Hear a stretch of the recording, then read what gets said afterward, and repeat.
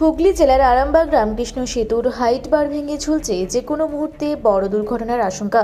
যুদ্ধকালীন তৎপরতার সাথে ক্রেনের সাহায্যে ঠিক করার কাজ চলছে। ব্যাপক যানজটের সৃষ্টি হয়েছে। সকাল 7টার সময় একটি কন্টেনারের সঙ্গে ধাক্কা লাগে। ব্যাপক যানজটের ফলে সাধারণ মানুষ থেকে পথচারীরা সাংবাদিককে কি জানালেন, বিস্তারিত শুনে নেব।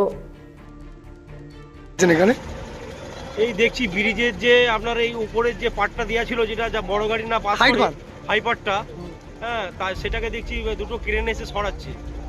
হ্যাঁ, সেই জন্য দাঁড়িয়ে রয়েছি। বুঝতে পারছি না যে এরকম কতদিন চলবে, কি হচ্ছে। কোথাও যে প্রশাসনের গাফিলতি মনে করেন? প্রশাসন কি করবে বলুন না, সরকারকে এটা নিয়ে ভাবা উচিত তো। বিকল্প একটা রাস্তা করুক, তাহলে ব্রিজ তো দ্রুত বললেই হয় না। বিকল্প পাশ দিয়ে একটা বড় গাড়ি যাওয়ার জন্য রাস্তা করুক, ছোট গাড়িগুলো এদিক দিয়ে যাক, তাহলে হাই পাওয়ারের দরকার থাকে না।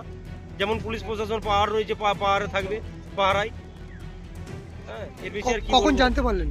এই আমি এখন কালীপুর আমার কাজ হচ্ছে, যাবো বলে এসেছি, দেখছি এই অবস্থা। কিভাবে কাজ হবে বলুন দেখি। এরপরে কটা অবধি ছাড়বে রাস্তা তার কোনো ঠিক নাই। কাজ মনে হচ্ছে আজকে বন্ধ হয়ে যাবে। কোথা থেকে আসছেন? আরামবাগ বাস স্ট্যান্ডই বাড়ি আমার। কোথায় যাচ্ছেন? কালীপুর কাজ দেখবো। রামকৃষ্ণ সেতুর পরিস্থিতি এখন কেমন আছে? কিসের জন্য দাঁড়িয়েছেন এখানে? হাইট বার ভেঙে গেছে? ঝুলে গেছে? এই পরিস্থিতিতে দাঁড়িয়ে আরামবাগের দ্বিতীয় সেতুটা কতটা প্রয়োজন?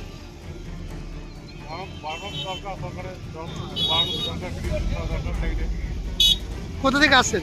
হ্যাঁ, কোথা থেকে আসছেন? আমি আসছি মাধবপুর থেকে। কোথায় যাবেন? যাবো আমি কালীপুর। কি নাম আপনার? রাকেশ।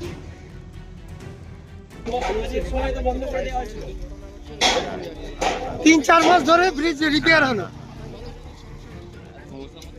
বলতে গেলে তাহলে আলাদা একটা ব্রিজ করুন, ব্রিজ করার পরে আপনারা যেটা ভাববেন সেটা করুন, সেটা ভালো জিনিস হবে। কি নাম দাদা আপনার? আমার নাম গৌতম দত্ত। কি করেন আপনি? আমরা ঘরে কাজ করি। বাড়ি কোথায়?